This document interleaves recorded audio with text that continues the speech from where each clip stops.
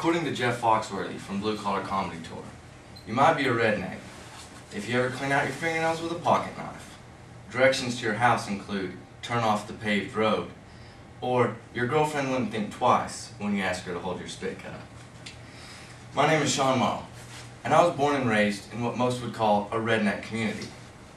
Many people associate rednecks as being white trash, but this is not the case, for four main reasons. The first is employment, education, location, and civic involvement.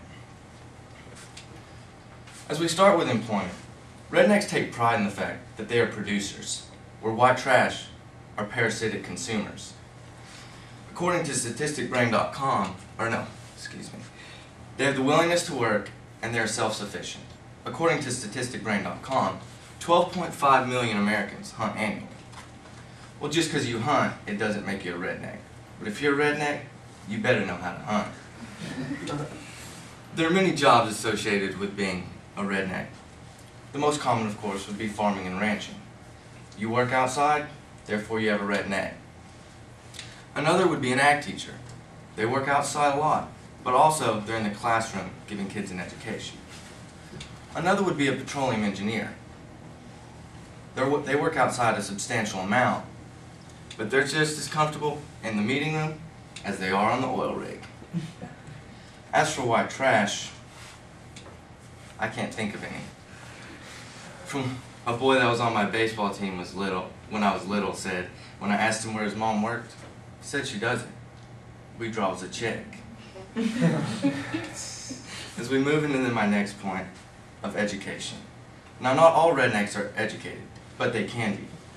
According to Nebraska University, 30% of farmers and ranchers have a college education. Now, honestly, I thought this statistic was a little high, but my dad's a perfect example. He has a 4-year education and a degree, and he's a farmer. According to the National Center for Education Statistics, 5% of white Americans are high school dropouts. Now, just because you're a dropout doesn't make you white trash, but they're included in this statistic. Now, you might not think location has a lot to do with this, but it really does. Rednecks work outside, therefore they live in the country. According to the Federal Highway Administration, 21% of Americans live in rural areas, and their houses aren't that bad either.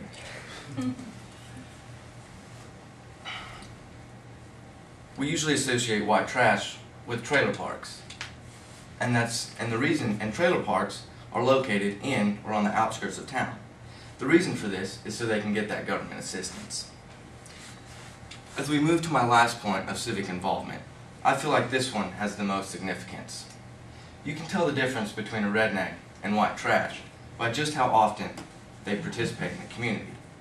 There are many different organizations that direct their attention towards rednecks, like the Farm Bureau, Water Board, the Volunteer Fire Department, National Rural Health Association, and of course, the National Rifle Association.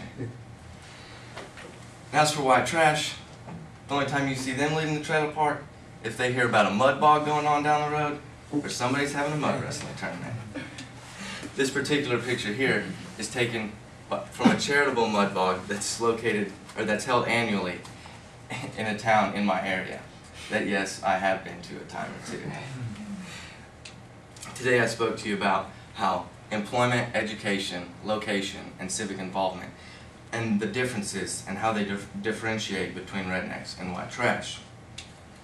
You can call me a redneck all you want. As you can see, I kind of am. But there's a big difference in that and white trash. And I am not trash. Thank you.